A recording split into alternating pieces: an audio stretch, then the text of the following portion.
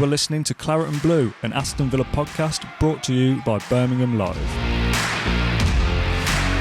Hello, welcome back to Claret and Blue and this very bizarre chat show setup that we've got this afternoon at Hockley Social Club. Thank you to them for letting us film here. I thought we'd kick back and relax on a sofa for a change. This is very different for us. I thought for today's video we could talk about, again, I don't know what the title is, but kind of the players that were on maybe the cusp of leaving and now like first name on the team sheet.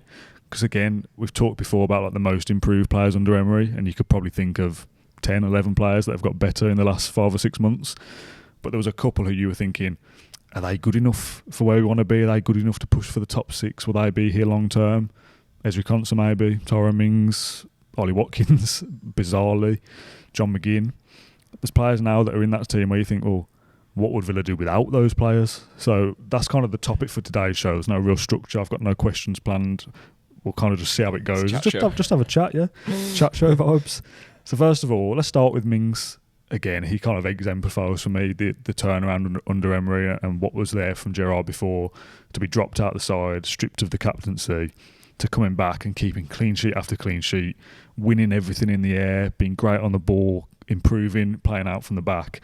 And like, this is off the back of the Fulham game last night, scoring as well last night, the winner. If I had to pick one player, and I'm struggling, so you could probably say the same about McGinn, Tyrone Mings kind of proves the massive difference between Gerrard and Emery. We know it's a remarkable turnaround, but I think it's exemplified because, as we've mentioned before, we've only added one player to that starting 11, which means that those players that were, you don't want to say underperforming necessarily, because there's reasons for that, and clearly they are excellent players, as we knew, but they weren't getting the best, also the manager weren't getting the best out of them, and therefore their futures were under question, because if that manager stayed, or if a different manager came in and didn't have the same sort of belief in them as what Emery has had, then there's no doubt that we might have been buying another £50 million striker to compete with Watkins, and he'd play less games, or similar to what we did with Danny Ings, really, and across the pitch as well. Obviously we buy Diego Carlos for competition with Konsa and Tyrone Mings, and as you say there, Dan Mings,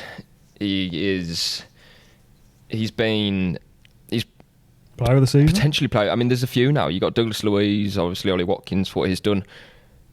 But Mings, again, as soon as he was called back remarkable. As soon as he was called back under Gerrard, obviously we were poor at the time, but I still thought Mings came in and played well in patches as well. But under Unai Emery specifically, again, it's what you want from an elite manager. Tyrone Mings is probably twice the player now than he was 6 months ago, and you could say that about a lot of them. Somebody we've talked about loads on the podcast in recent weeks is obviously Ollie Watkins, so I don't want to use any airtime in this video talking about him, really. Yes, he's somebody that at one stage people, me included, were saying, I'm not sure he'll be here next season. 3 goals in half a season, that's not good enough. That's not where we need to be. We need to improve. And all of a sudden he changes what he eats for breakfast or something, and he becomes a new player overnight, and you go, Christ, yes, he will be here next season, and he's the main man, and we can supplement him rather than kind of just outright replace him and write him off. So I don't think we need to talk about Watkins because we've done it enough. Somebody that we've probably rarely spoken about really is Ezri Konsa, and that probably goes under the radar a bit because we are so kind of invested in the Tyrone Mings story, I guess, that he's had this redemption season.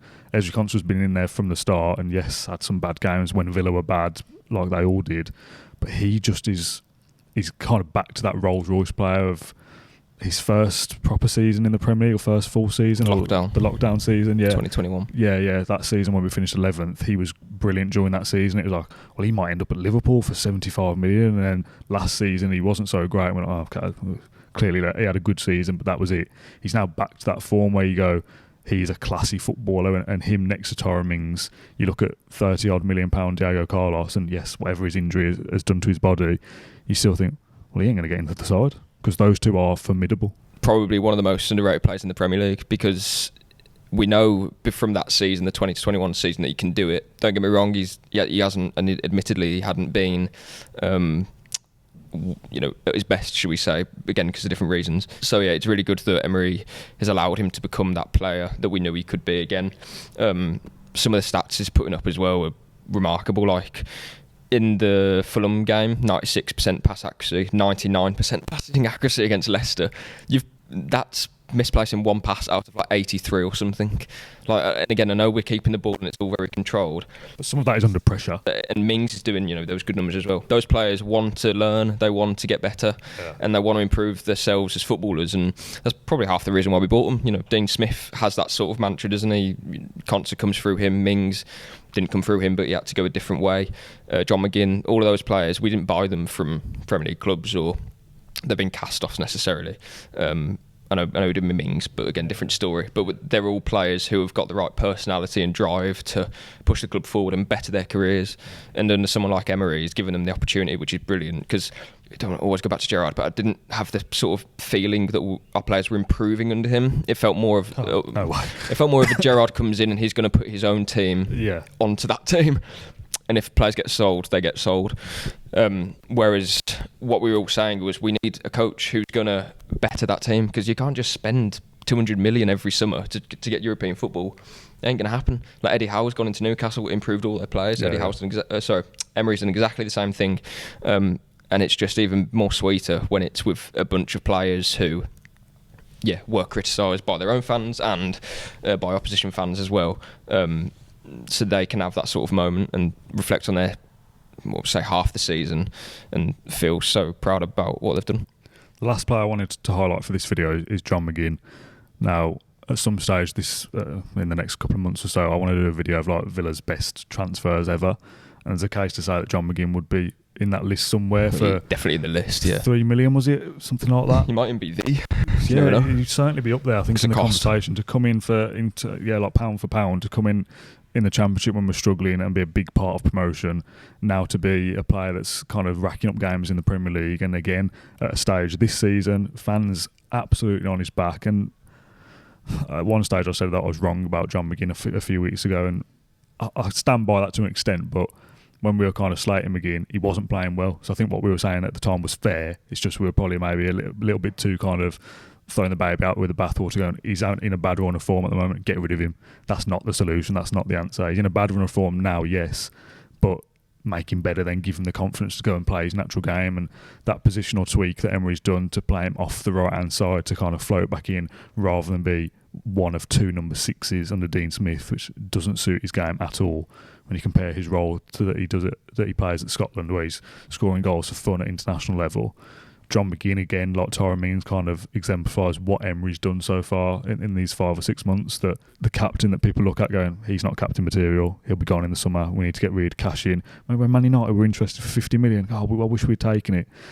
Now you kind of think, he's one of the first names on the team sheet, and he's captain, and he's captain material now, and he fits the role. And while McGinn was getting that sort of stick, we know that top Premier League clubs were thinking or would have taken him, because he's so unique and he can offer a skill set that not many players can in the Premier League, and the Premier League's the best league in the world, so in Europe. Again, it probably seems quite simple because you look at it and think, oh well, Gerrard wanted John McGinn to get into the box and score goals because he would say it most weeks, and when he does well for Scotland, Gerrard would always say in his press conference, that's the McGinn we know, we love, and that's what we want here.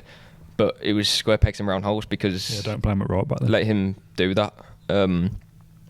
He was covering his shoulder. He was getting tired later in a game because he's having to do different jobs, which simply don't suit him. He's a midfielder by trade, but ultimately, if you want to get the best out of a player who, again, has such a unique skill set, there you go.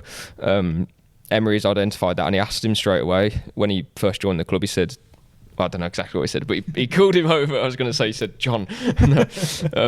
He said, John, what's your best position? Not what's your best position, but where do you feel you can best, improve the team? Because I think he probably assessed the whole squad and thought, John McGinn is a really good footballer in terms of what he can bring and how he does it. But how do I get the best out of him without making the whole team about John McGinn, if that makes sense? So he's obviously come up with a plan. And after speaking with McGinn as well, and it's working a treat for him and for Villa. When we get pressed or something, just as another point, we'll get pressed and we're in the corner, we're trying to get out. Ashley Young just knock the ball down the line because John McGinn's going to hold off Dan Burn. He's an outlet. He can drive with the ball. He's strong as an ox. I know he hasn't scored many goals, but we know he can finish. He's got sledgehammer of a left foot. Sorry. Good delivery now as well. Good corner delivery. last night. Goal contributions, he's assisted a couple of goals, the little ball he put through for Douglas Luiz at Tottenham, and there's more to it for me because he can be unstoppable. And when we saw him in the Championship, that was, for me, that was a very good Premier League player playing for us there, genuinely, because you can't stop that. Not just because we're in the Championship, players aren't just going to barge you off the ball, or if you go man for man with him, well, he's just going to roll you because we know what he can do with his backside. So, yeah. Now that we've got that player back, and that's thanks to Emery, really. Again, that's someone he must have been so frustrated, McGinn, when he was, he was obviously made captain as well, which would have been brilliant for him, but he knows that he was playing inside of himself because of different reasons. Firstly, the manager's what he's asking him to do, but secondly, because of confidence, the team aren't playing well who's going to get it? Oh, it's going to be McGinn because he's just been made captain, and Mings isn't. There's different sort of ways of looking at it, but again, he's like Conser, like Mings, players that you'd almost look to straight away for sort of, well, you need to fix it sort of thing. And now they've been given the opportunity to do it by a manager who's luckily believed in them. Again, they must be in a much better place in terms of how they are looking at their careers, really. Because he's like Mings, they're 28 maybe, coming on towards the peak of their careers. This is when they really had to push on, and I think if he had any more years of not being asked to do what he wants to do or how to get the best out of his game, he simply wouldn't be, in conversations, would he, in terms of like, oh yeah, we have to, play him every game or whatever it may be.